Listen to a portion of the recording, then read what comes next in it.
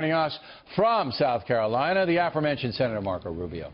Okay, let's start with this. When you told your supporters that your mistakes in the New Hampshire debate would never happen again, what mistakes were you referring to? Well, look, I went into that debate in the hopes of not triggering a Republican-on-Republican fight, because I think by and large, when you have those, it helps the left and it helps the Democrats. And so I was attacked by Governor Christie, and I could have responded by attacking his record, and perhaps in hindsight, that's what I should have done. And instead, I tried to pivot back to something I'll continue to say, and that is that what's happening in this country is part of a deliberate plan by Barack Obama to change the role of government in our country and the role of our country in the world. And I repeated it 3 or 4 times, and I guess I said the exact words, and so it created this narrative. Yeah. And it was a distraction at the end of our campaign, and I think it hurt us in New Hampshire. And so I took responsibility. You were once a football player, right? Down in Florida, weren't you a football player? Yeah. Okay. And I was not a good one, but yeah. I was one too. I think I was the same as you. And after the game, we would watch films, right? Yeah. Now, did you watch a film of your debate performance? Well, it's hard to turn on the TV and not see the film of those 90 seconds. I know, but what I'm trying to get at is, it was more about, yes, Christie hammered you, but, you know, Christie himself, it was a Pyrrhic victory, because he didn't gain anything, and now he's out of the race. So maybe it wasn't wise for the New Jersey governor to do that to you.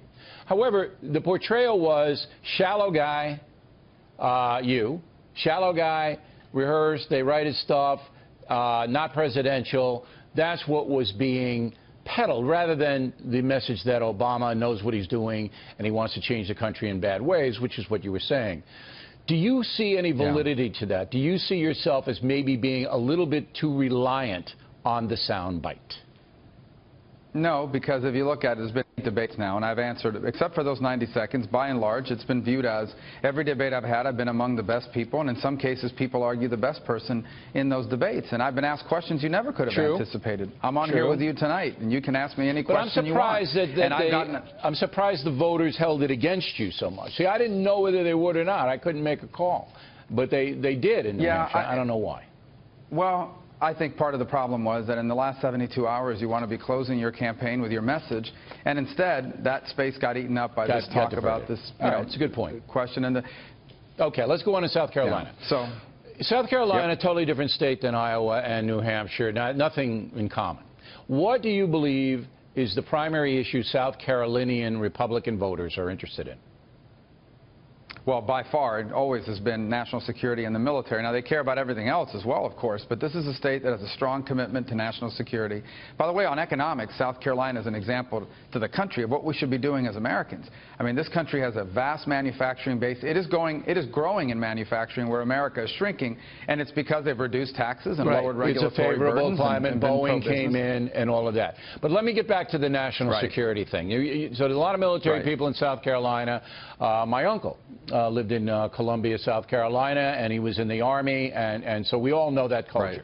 But every Republican, every single one is saying, I'm tough, I'm going to build up the military, I'm going to go stomp ISIS. You know, you're not talking to Bernie Sanders here. You're talking to people of like mind. Well, how are you going to separate yourself from the pack? Well, there are differences. No, there are differences. Look at Ted Cruz, for example. Ted Cruz, in his time in the Senate, has only voted for one budget. And the only budget he ever voted for was a budget put forth by Rand Paul, and it's a budget that bragged about cutting the Defense Department. It bragged about cutting the military. So it's a budget. We're already not spending enough on the military, and this budget bragged about cutting it even more. And he did it probably as a wink to libertarians, or he did it for some other reason. No, he did it because the conservatives want a balanced budget amendment. They don't want to spend any more money than the government takes in. Well, but that's why Cruz did it. You know what? There's a lot of other but there are a lot of fiscal conservatives in the United States Senate that didn't vote for that because we understand that national security spending is not the reason why we have a debt. Our debt is being driven by the way Social Security, Medicare, and Medicaid, and by the way, the interest on the debt is structured in the years to come. And so that's where you deal with it. National security, the military is the first thing we should spend money on. You have to fully fund that first, and then you should be paying for everything else.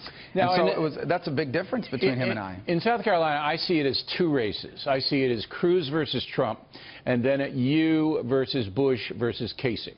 It's almost 2 races. You and Governor Bush used to be friends. Is it safe to say you are not friends any longer?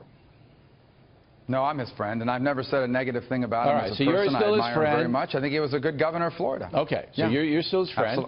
You don't take it personally that you know he's trying to vie for the same crew that you're trying to vie for. Right. Is there anyone in the race, Trump, Cruz, Kasich, that you're not too fond of? You got to tell me the truth now. No. No? No. You're isn't, okay and with it's all not of them? personal. No. Absolutely. And let me tell you, though, but campaigns and elections are about differences. You've got to point out the differences. Absolutely. In the case of Governor Bush. It's how you do it. So, for example, right. So it's not personal. I like them. I like these people. And look, I get along with Ted Cruz. I get along with Donald. I get along with Jeb. I get along with John Kasich. But we're going to have a debate about differences because voters have to make up their mind. They can't pick 5 people or 6 people. They can only pick 1. And if the differences are about policy, that's very valid. If the differences are personal or insults or name-calling, not only do I think that's inappropriate, I think it's counterproductive, and the Democrats would love to see it. I mean, they would love to see a well, bloody, they're yelling at each other nasty, now, too. So they're having their own problems over there. All right, Senator, good luck. You know, as I said, you know, Senator Rubio is available to us and answers the questions. And, you know, that's all we can ask. And we appreciate it. Good luck in the debate. Yeah. And we'll check in with you soon.